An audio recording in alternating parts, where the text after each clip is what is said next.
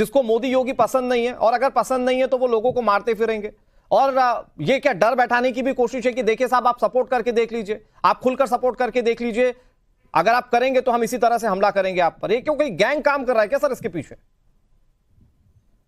आप इसको प्रोपेगेंडा के तो तरीके से पेश कर रहे हो देश के सामने। अच्छा, हमारे जो इकबाल अंसारी साहब बैठे हुए हैं जो बोल रहे हैं, इनके साथ अगर ऐसी घटना हुई है जैसे ये बता रहे हैं तो वो गलत है और ऐसे लोगों को गिरफ्तार किया जाए। अजहरी साहब मैं आपत्ति दर्ज कराता हूँ। अगर ऐसी घटना हुई है का क्या मतलब है? आपको लगता है वो झूठ बोलेंगे? आपको लगता है झूठ बोलेंगे वो? नहीं अजहरी साहब, आप ये जो शक शोभा के साथ अपने बचाव के रास्ते ढूंढ रहे हैं, मुझे इस बात से आपत्ति है। आप सुनोगे नहीं, अपनी तो आप पूरी बात सुनाते हो, दूसरे की पूरी बात सुनते नहीं हो। अजहरी साहब देखिए, अभी आपने कल ही अलविदा की नमाज पढ़ी है, गुस्सा शांत रखिए। मैं कह रहा हूं कि आपको अगर की गुंजाइश मिलती है क्या इस पे? आपको अगर की गुंजाइश लगती है क्या इकबाल अंसारी झूठ बोलेंगे क्या यहाँ पर बैठकर? क्यों नहीं लगती है? आसमान से नाज़िल हुए हैं क्या साहब? इस दुनिया में सच्चा तो एक ही व्यक्ति है जो कि इकबाल, माफ कीजिएगा, अजहरी साहब है। जो आज तक इकबाल भाई बाबरी मस्जिद की लड़ाई लड़ते रहे, पूरे देश को बेवकूफ बनाते रहे, आज वो उन्हीं के साथ में खड़े हो गए। क्या वजह है इसकी? किससे ये डरे हुए हैं? क्यों नहीं बता रहे देश को? दूसरी बात सुनिए मेरी, मैंने अपने लोगों से वहां मालूमात की है कि इन्होंने वहां मस्जिद में खड़े होकर के माननीय योगी आदित्यनाथ जी और माननीय नरेंद्र मोदी के नाम से वोट मांग रहे थे खड़े हुए। तो जब क्यों?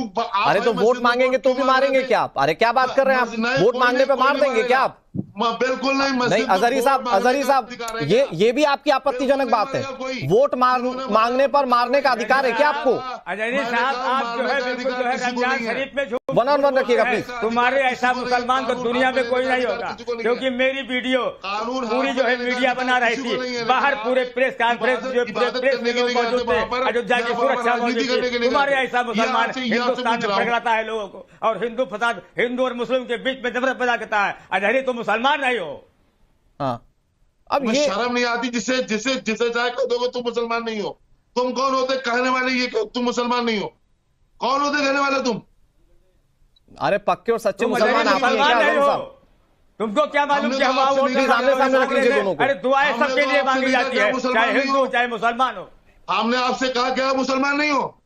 हाँ, कहते हो अपने लोगों से यहाँ पता लगाया है। कहाँ पता लगाने वाले? तुम्हारे कौन से दलाल यहाँ मौजूद है? हमको बताओ। आप जो प्रोपेगेंडा कर रहे हो, नाम बताओ, कौन से दलाल तुम्हारे यहाँ मौजूद?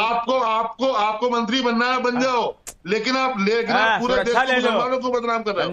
देश के मंत्री नहीं बनना है। तुम्हारे ऐसे ही मुसलमान हिंदुस्तान को बर्बाद किए हुए हैं। तुम्हारे ही ऐसे मुसलमान हैं। अच्छा सुनिए, एक मिनट, ठीक है इकबाल जी और अजहरी साहब सुनिए, बहुत शांति से मेरी बात सुनिए। अजहरी साहब ठीक है, एक मिनट, सरकार है, तुरंत पकड़े जाएंगे।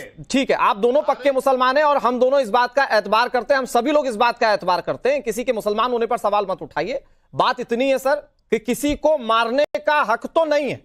वो मोदी को सपोर्ट करें, वो योगी को सपोर्ट करें, अखिलेश यादव को सपोर्ट करें, राहुल गांधी को सपोर्ट करें। तो अजहरी साहब अगर आप इस मुद्दे पर भी बैठकर, इस संवेदनशील मुद्दे पर भी बैठकर या इस सोच को भी डिफेंड कर रहे हैं तो ये आपत्तिजनक। कैसी बात कर दो आप? गलत बोल रहे हो।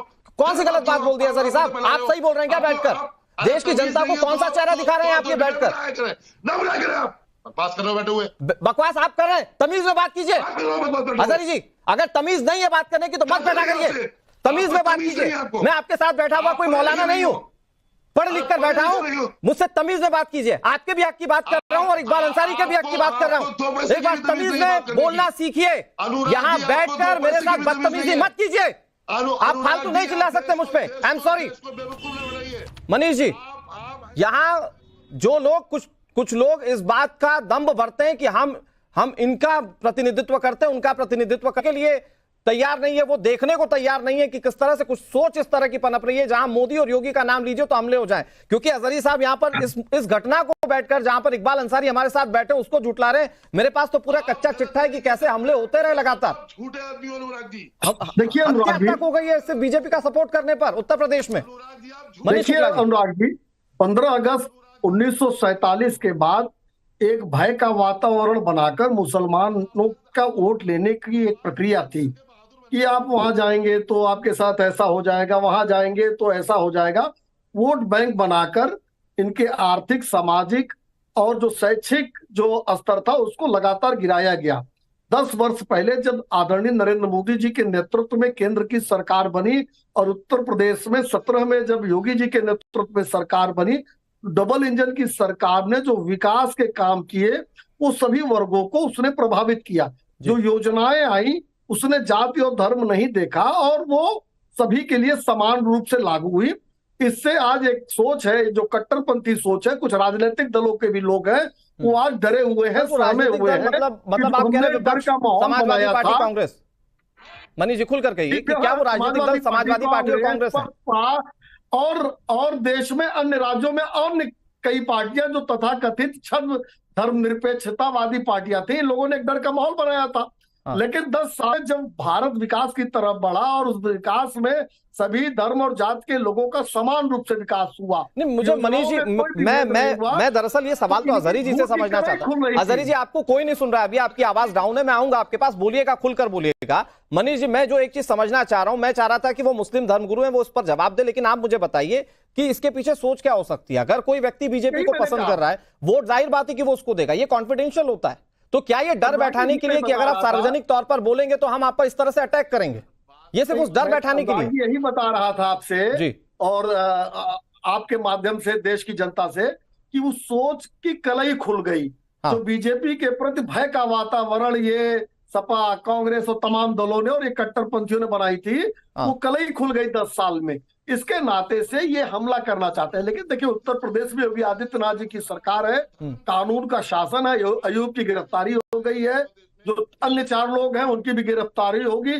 कानून सम्मत, कानून का हंटर जरूर चलेगा। इकबाल अंसारी ने एक पक्षकार की भूमिका निभाई, कभी वो उन्होंने पक्षकार रहते हुए विड्रॉ नहीं किया, लेकिन जब कोर्ट का ऑर्डर आया तो संविधान को उन्होंने माना। न्यायालय के आदेश को समय, संविधान ही सबसे बड़ा ग्रंथ होता है, अगर उसको कोई मान रहा है और उसको डराने का प्रयास होगा तो ये चलने वाला नहीं है। कठोर कानूनी। और मनीष जी एक बहुत इंपॉर्टेंट बात कहते हुए मैं आगे लारी साहब के पास जाता हूं। इंपॉर्टेंट ये है कि इकबाल अंसारी ने तो पक्ष रखा ही, कोशिश की उस विवादित ढांचे को लेकर बहुत, लेकिन कई दूसरे भी पक्षकार थे और इन्हीं के साइड के पक्षकार थे। कोर्ट ने सब रिव्यू करने के बाद फैसला सुनाया था, तो उस फैसले पर भी आप लोगों को एतबार क्यों नहीं है?